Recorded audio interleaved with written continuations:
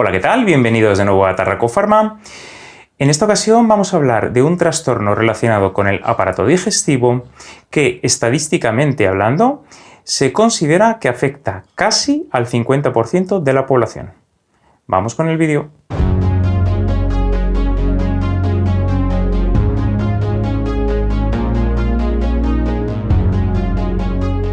Bueno, pues comenzamos el vídeo de hoy.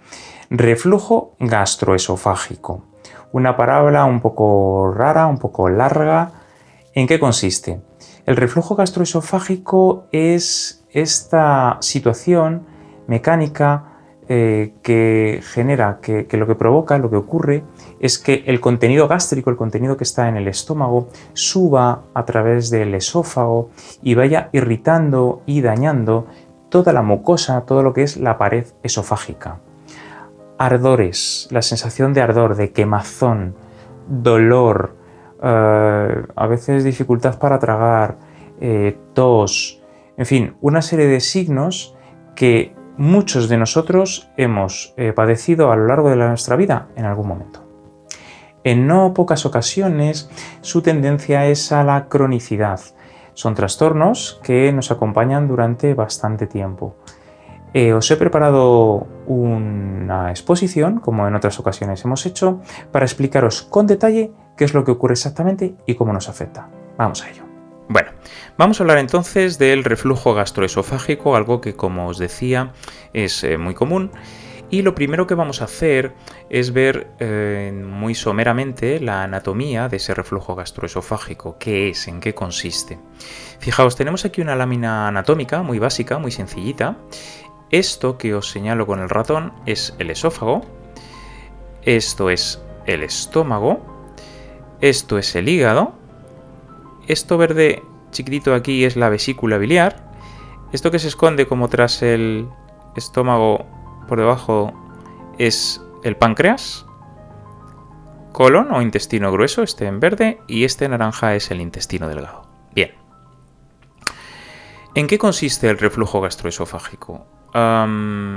Consiste en que el contenido del estómago sube hacia el esófago, provocando los síntomas que veremos a continuación y el daño en la mucosa, en la pared de ese esófago que también veremos a continuación. Los distintos síntomas de ese reflujo gastroesofágico son pirosis, más conocido vulgarmente como el ardor, esta sensación de quemazón que sentimos en la boca del estómago o en un poco más arriba, incluso a la altura del esternón, en el pecho.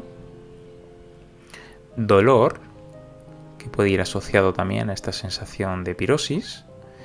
Sensación de subida de alimentos o líquido en dirección a la garganta. Hay personas que lo describen como una sensación, pero hay gente que en realidad tiene subida de líquido hacia arriba. Ahora entenderéis por qué. E incluso tos.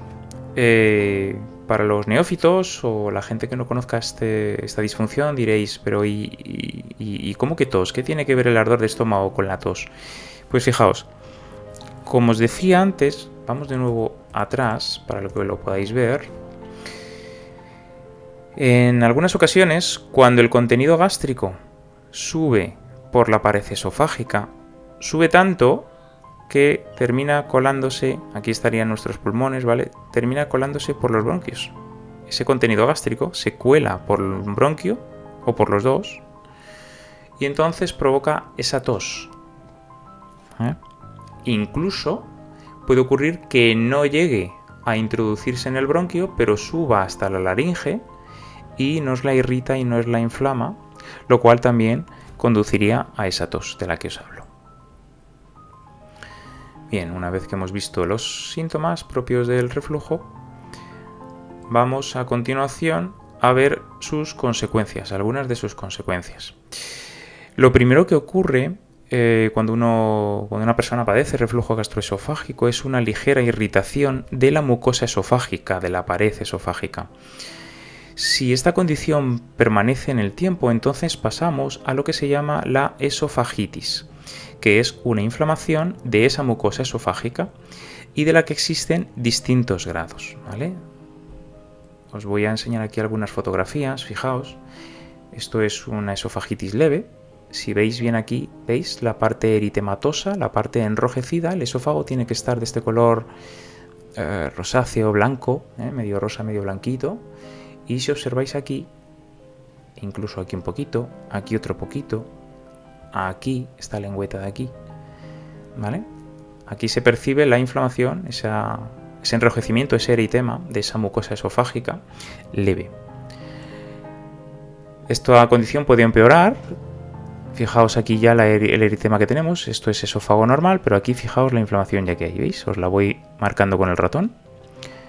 Fijaos cómo está enrojecido toda esa pared esofágica. Y se puede poner todavía peor, claro, fijaos. Mirad qué lengüeta aquí.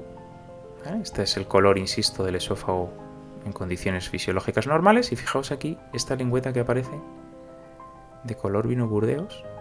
Fijaos cómo está ese esófago. ¿Vale? Para que tengáis un ejemplo en imágenes de que eso es todo de la esofagitis. Y también puede producir úlceras esofágicas. La úlcera esofágica, pues bueno, pues ya sabéis lo que es un deterioro de esa mucosa hasta el punto en que se hace literalmente un agujero que puede sangrar y demás.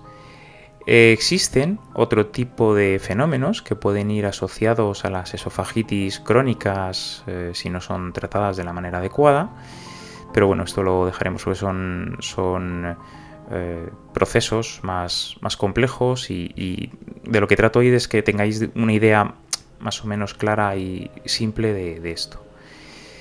¿Cuáles son las posibles causas del reflujo gastroesofágico? Bueno, pues mirad.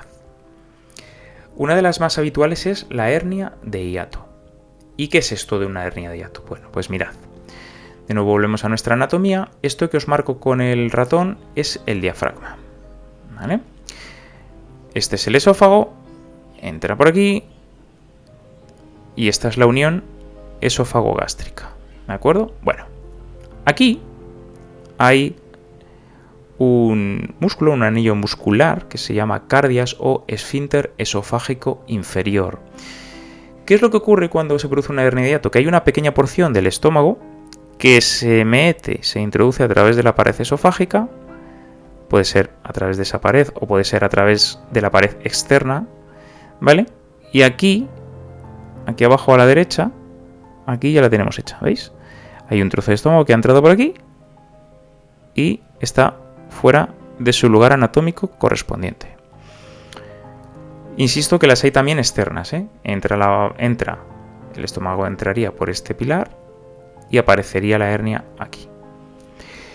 En cualquier caso, una hernia de hiato lo que produce es un factor de riesgo para padecer reflujo gastroesofágico, pues esa válvula que os comentaba antes, ese cardias, ese esfínter esofágico inferior, en presencia del estómago ahí dentro, no puede cerrar de manera correcta y por lo tanto el contenido gástrico es susceptible de que suba a través de esa pared esofágica.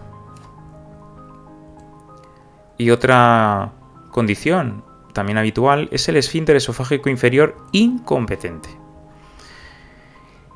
Esta pared muscular que yo os decía, ese cardias, ¿vale? Este esfínter esofágico inferior es una pared musculosa que cierra, como veis aquí muy bien en el dibujo, aquí donde os marco con el ratón, cierra impidiendo el paso del contenido gástrico hacia arriba, hacia la pared esofágica.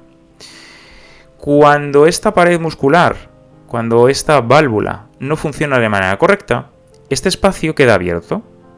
En consecuencia, es muy fácil que ese contenido gástrico, que incluye ácido clorhídrico, restos de alimentos, e incluso puede haber un reflujo biliar, ya lo veremos más adelante en otro tipo de trastornos, puede subir por aquí y sube por el esófago, irritando, como hemos visto en las fotografías anteriores, esa mucosa, esa pared esofágica, con las consecuencias que tiene. Bien, pues vamos a continuar con el vídeo y vamos a ver cómo pueden ayudarnos nuestras queridas sales de Schussler en este tipo de trastorno. Bien, una vez que ya tenemos más claro, que ya conocemos más en profundidad cuál es la etiología y en qué consiste este trastorno, vamos a ver qué sales de Schussler pueden resultarnos de mucha utilidad. En primer lugar, si estamos ante un reflujo esporádico, aislado, que se produce en ocasiones igual relacionado con una comida copiosa, con la ingesta de más cantidad de alcohol o dulce del que debiéramos, etc., podríamos utilizar nuestra querida Ferrum phosphoricum, nuestra sal número 3. ¿Por qué?